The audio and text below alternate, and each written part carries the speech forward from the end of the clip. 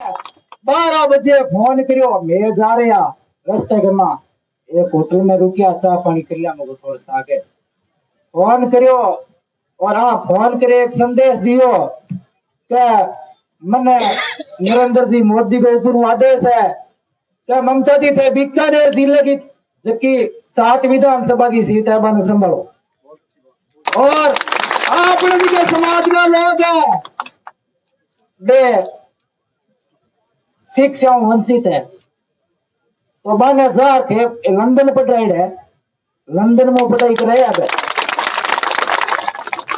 तो ए पढ़ा लिखा लोग मोदी जी चुनिया बटो सोच भेजा का ममता जी थे जाओ समाज ने जागृत करो जागृत है और एक सही दिशा और सही रास्ता दो ये 12 बजे फोन करियो कि मैं धर्मपाल जी आना मैं ममता जी बोल रही हूँ मेरे दिल्ली से फोन है फिर एक हमारे आज टाइम मिला नहीं थोड़ा समय का अभाव था हमारे बीच में कमला जी प्रजापत आने वाली थी वो भी मानव अधिकार संगठन की अध्यक्ष है राजूर से दिल्ली में रहती है हमने कहा हमें इतना समय नहीं है आचार संहिता का पालन भी करना है तो ममता जी ने एक फोन किया शाम को इस प्रोग्राम की रचना रची रात ने हमें 9 बजे राजेश जी को बोला शिव जी को बोला हरिराम जी को बोला हमारी बहन ममता जी आ रही है मुझे ये खुशी हो रही है कि एक फोन के बदौलत हजारों की संख्या में आप पहुंचे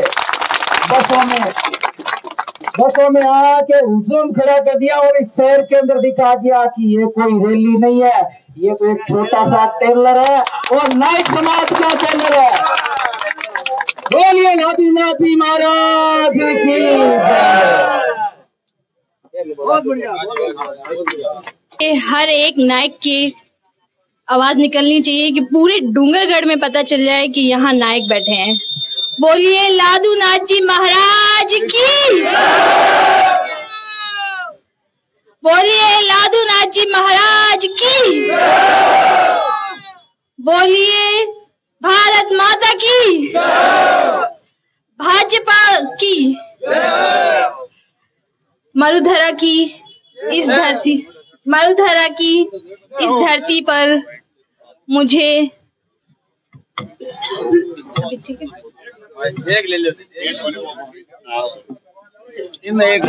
कोई पकड़ कर रहे थे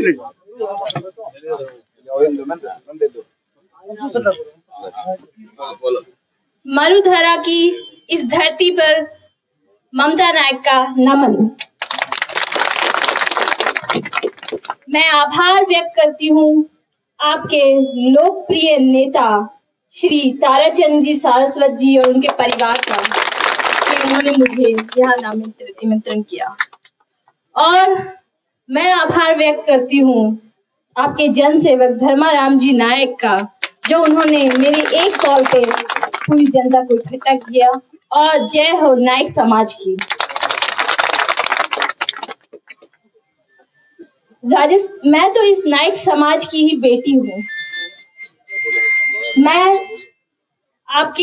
मेरे अंदर राजस्थान की पूरी परंपरा और पूरी संस्कृति झलकती है। ये वो राजस्थान है जिसे वीरों की भूमि बोला जाता है। यहाँ की संस्कृति में तो सीता और माँ दुर्गा है। यहाँ पे वीर ही बनते हैं। अगर हम इतिहास के पन्नों में जाएंगे तो आप देखेंगे कि नायक ने राजस्थान की वीरता और समृद्धि के लिए अपना खून बहाया है। पूरे राजस्थान में राजपूत के या महाराणा प्रताप जी के साथ नायक खड़ा रहा है। इतिहास के पन्नों में ये लिखा गया है कि नायक ने खून बहाया है।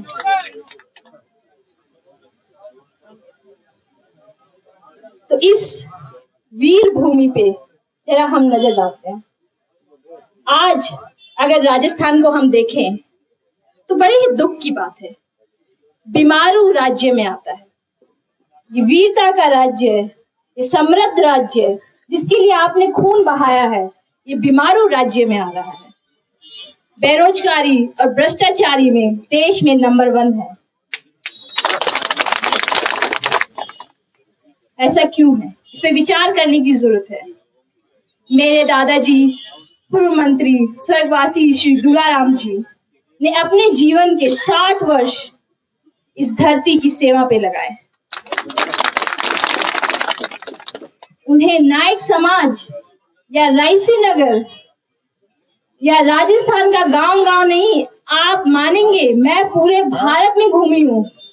मुझे नहीं पता था, जब मुझे लोगों ने बोला कि आप दुलाराम जी की पोती हो, उन्हें गांव का बच्चा जानता है। उन्होंने अपनी खून से सींचा रायसी नगर को, राजस्थान को, इस समाज के विकास के लिए। उन्होंने जोधासर गांव से जो नायक है वो अंदर आ जाओ टेंट के अंदर। जोधासर नायक का क्या? जोधासर गांव से नायक आए हैं, वो अंदर आ जाओ। जोधासर गांव से कुछ नायक आए हैं, आप अंदर आ जाइए, मेरा निवेदन है आपको। और प्लीज आप बैठ जाइए, थोड़ा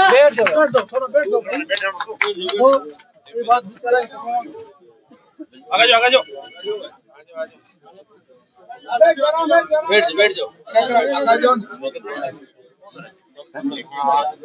हम दो जन आगे आ जाओ, बहन जी को स्वागत करिए। सकला ने दो जन आ जाओ बेटा, मोटा हो सके।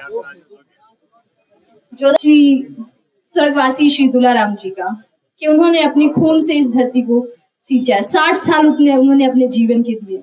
उन्होंने अनुसूचित जाति और नायक समाज के लिए पूरे राज्य में अंबेडकर स्कूल, अंबेडकर लाइब्रेरी और अंबेडकर हॉस्टल बनाए, जिससे नायक समाज के हजारों बच्चे बाहर निकले।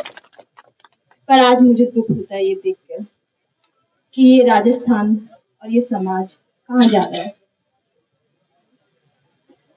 आप देखेंगे, गौरतलब बात है कि विदेश में अभी बहुत समस्याएं आ रही है। वॉर चल रहा है कहीं कहीं पे, पाकिस्तान और इजराइल के बीच में, हर जगह पे।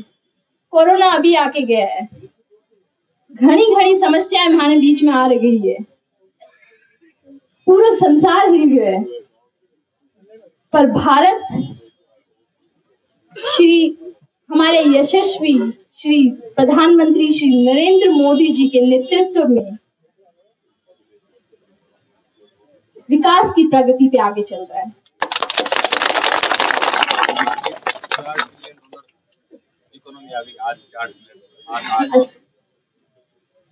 ये भारत विश्व गुरु बनने जा रहा है।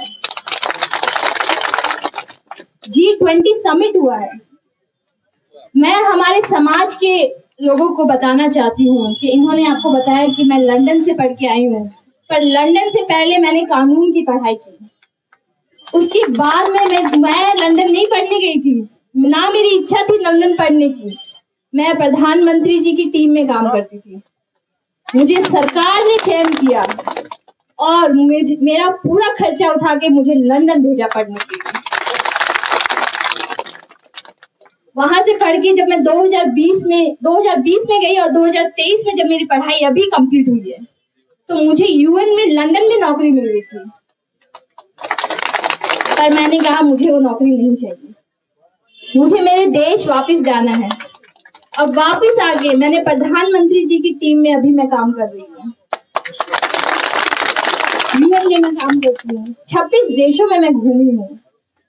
बहुत विचार और बहुत ही समझ के बाद मैंने ये निर्णय लिया है कि मुझे भाजपा ज्वाइन करना है। ये जरूरी है कि हम अपने आंख और कान खुले रखें, हम जाने कि हमारे साथ क्या हो रहा है, हम किस दिशा में जा रहे हैं, हम किस गाड़ी में बैठे हैं। ये बहुत जरूरी है हमें समझना।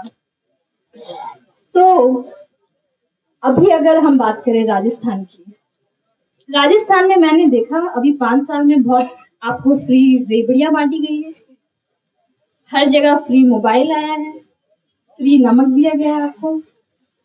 इससे क्या हुआ? इससे नौकरियां मिल गई आपको? क्या इससे आपकी सड़कें बन गई? ये क्या समझते हैं? क्या आपके अंदर क्या वो आपको एकदम बिल्कुल निखट्टा समझते हैं कि आप कुछ काम ही नहीं करेंगे, आपको फ्री का सामान चाहिए?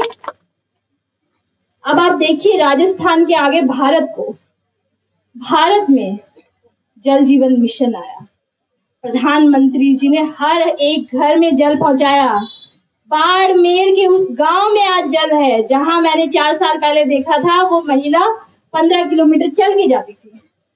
हर जगह नल लगाया है। ये आप कोई वो ना रखिएगा कि राज्य सरकार ने लगाया है, ये नल जो है ये केंद्र सरकार से आया है। लद्दाख में पानी पहुंचा है, कश्मीर में पानी पहुंचा है, ऐसी जगह पानी पहुंचा है। ये प्रधानमंत्री जी का नेतृत्व है। सड़कें देखिए, अभी जब मैं आ रही थी रायसेन नगर से, मैंने मेरे चाचा जी से पूछा कि नेशनल हाईवे है या स्टेट हाईवे है, तो मुझे पता चला नेशनल हाईवे। इतना अच्छा नेशनल हाईवे, कहीं पे भी आप चाहिए, दिल्ली से जयपुर आप पहुंच सकते हैं 3 घंटे में। फ्री शिक्षा दी है। अभी 3 दिन पहले ही इसका मैनिफेस्टो आया बीजेपी का। मैं आप सबसे निवेदन करूंगी कि आप उस मैनिफेस्टो की एक कॉपी निकालें, कॉपी निकाल के इसको लेके जाए और आप पढ़ें और देखें। आप नहीं पढ़ सकते तो अपने बच्चों को दिखाएं, क्योंकि उसमें कुछ लाइनें, कुछ चीजें ऐसी लिखी गई है जो बहुत जरूरी है, ध्यान देने योग्य है। महिला पुलिस स्टेशन बनेंगे, महिला पुलिस स्टेशन हर राज्य में। वो आपके लिए जरूरी नहीं है, आपकी बेटियों के लिए जरूरी है, आपकी बहुओं के लिए जरूरी है। हमारे समाज की महिलाएं सुरक्षित महसूस करें, ये किसने सोचा? हमारे यशस्वी प्रधानमंत्री जी ने। उज्ज्वला के अंदर 450 रुपए की सब्सिडी मिली थी। किसानों का उन्होंने अभी 6000 से बढ़ा के 12000 कर दिया है। तो ये मैनिफेस्टो देखने की बहुत जरूरत है। और देखिए, ये लोकतंत्र है। मैं समाज के हर एक इंसान को कहना चाहती हूँ, ये लोकतंत्र है। लोकतंत्र में ये वोट का जो राज है वो आपके हाथ में है। आपके हाथ में है कि आप किसको चुनेंगे और किसको वोट देंगे। तो जिसको चुने उसको आंख और कान खोल के चुने। और मेरी आपसे अपील है ये कि आप हमारे यशस्वी प्रधानमंत्री श्री नरेंद्र मोदी जी के हाथों को मजबूत करें, इतना मजबूत करें कि भारत का जो विकास है वो ना ही राजस्थान डूंगरगढ़ में आए। श्री ताराचंद जी शाश्वत बहुत ही सरल स्वभाव के, मेहनती और जन सेवक नेता है। मेरे परिवार का उनके साथ 40 साल का रिश्ता है। मेरे दादाजी के साथ वो तब से थे जब वो रायसेन नगर में 30 साल पहले थे। मैंने व्यक्तिगत रूप से उनसे देखा है कि वो समाज के लिए एक विजन रखते हैं, समाज के लिए उनकी एक सोच है, जिस समाज में वो आगे इस डूंगरगढ़ को वो आगे ले जाना चाहते हैं। आप देखिए, आप पूछिए अपने, आपके यहाँ तो बहुत लोग आते होंगे वोट मांगने के लिए, आप उनसे पूछिए कि आप हमारे लिए क्या करेंगे। कोई जवाब नहीं दे पाएगा, बोलेगा आप आएंगे, आपकी परेशानी होगी तो उसका निवारण करेंगे। ताराचंद जी और उनका परिवार आपके बीच में मौजूद है। और आप देखिए कि उन्होंने वो कितने, मैं आपको एक ऐसा उदाहरण देती हूँ कि वो कितने दृढ़ है अपने निश्चय को लेके। वो भाजपा पार्टी से तब से जुड़े हैं भैरव सिंह शेखावत की तरफ से। जब कहते हैं कि पार्टी सिर्फ बूंदी और भुजिया खा के मीटिंग करती है, जब रायसेन नगर में और डूंगरगढ़ में यहाँ कोई भाजपा पार्टी, उन्होंने तो नींव रखी है पार्टी की। आप ये समझिए, पार्टी ने उनको नहीं छोड़ा, उन्होंने पार्टी को नहीं छोड़ा। इंसान ऐसा और दबंग नेता होना चाहिए जो अपनी बात पे अड़ा रहे। तो आज आप उनसे जुड़ोगे तो वो आपको नहीं छोड़ेंगे। आपको ये समझने की जरूरत है कि नाइक समाज ताराचंद जी के साथ है। बहुत बहुत धन्यवाद। ये चीज मुझे ऐसे नहीं आनी चाहिए। मैं बोलूंगी नाइक समाज तो आप बोलेंगे भाजपा के साथ, और आवाज ऐसी आनी चाहिए कि पूरे डूंगरगढ़ में हम जो रैली निकाल के आए हैं वो पता लगना चाहिए कि नाइक समाज कुछ पुकार रहा है यहाँ पे। नाइक समाज जोर से, नाइक समाज। आवाज नहीं, आवाज नहीं, जोर से बोलो भैया। नायक समाज। देखिए, मैं आपसे फिर से अपील कर रही हूँ, मैं यहाँ आपको जागरूक करवाने के लिए आई हूँ। मैं चाहती हूँ कि दिल से हमारे समाज का विकास हो, हमारे समाज के बच्चे शिक्षित हों, हमारे समाज के बच्चे बाहर निकले। तो ये जरूरी है ये देखना कि हमारे समाज को आगे कौन लेके जाएगा। नरेंद्र मोदी जी ही हमारे समाज को आगे लेके जाएंगे। मैंने 7 साल गुजरात में रहा है। कच्छ को अगर आप देखेंगे ना, कच्छ जिला जो है, वहाँ ट्रेन से पानी जाता है। ट्रेन से, पहले 2000 में समय में ट्रेन से पानी जाता था। कोई सोच भी नहीं सकता था कि वहाँ पानी कैसे पहुंचेगा। राजस्थान जैसी स्थिति नहीं है वहाँ पे, कैसे पानी पहुंचेगा। ये हमारे प्रधानमंत्री नरेंद्र मोदी जी का विजन था कि आज वहां पे पानी क्या, खेती गलिहारी। कच्छ वालों को बोलो, आप जाओ उनके यहाँ पे, वो कहेंगे कि हम कच्छ छोड़ेंगे ही नहीं। नर्मदा का पानी अंत तक पहुंचाया उन्होंने, मांडवी तक पहुंचा पूरा मांडवी के ऊपर वहां तक पहुंचाया उन्होंने। आप वहां जाके देखेंगे, उसका जो प्रोटेक्शन एक्ट है, जो कानून है, वो मैंने लिखा था। उसमें उन्होंने पुलिस फोर्स लगाई है वहां पे, अपने किसान भाइयों की तक पानी मिले इस चीज के लिए। ये विजन कौन सोच सकता है। कच्छ तो नहीं है राजस्थान। ये स्थिति राजस्थान में तो और भी अच्छी हो सकती है प्रधानमंत्री जी जब आएंगे तो। और आपको ईमानदार नेता मिलेगा ताराचंद जी, जिन्होंने, देखिए आप ये समझिए कि आपने पिछली बार उनको मौका नहीं दिया, पर अभी भी वो आपको हाथ जोड़ के खड़े हैं सामने। इस बार उनको इतनी भारी बहुमत से जिताना है आप सबको, इतनी भारी बहुमत से कि राजस्थान में डूंगरगढ़ का नाम हो जाना चाहिए। और ये समाज को पता चल जाना चाहिए कि नायक समाज निर्णायक समाज है। नायक समाज जो निर्णय लेगा और जिसके साथ लगेगा, उसको सितारों पे बैठा। तो मैं आप सबसे अपील करती हूँ कि आप भारी बहुमत से अपने घर में, अपने पड़ोसियों में, ना केवल नायक समाज में, दूसरे समाज में भी आप उनके कार्यकर्ता बने। आप ये बोले कि नायक समाज हमारा कार्यकर्ता है। हर एक को आप अपने जब गांव में जाएंगे तो एक एक जने से आप मिलेंगे, चाहे वो किसी भी कौम का हो, और आप बोलेंगे कि नायक ताराचंद जी के साथ है, इसलिए आप भी ताराचंद जी के साथ हैं।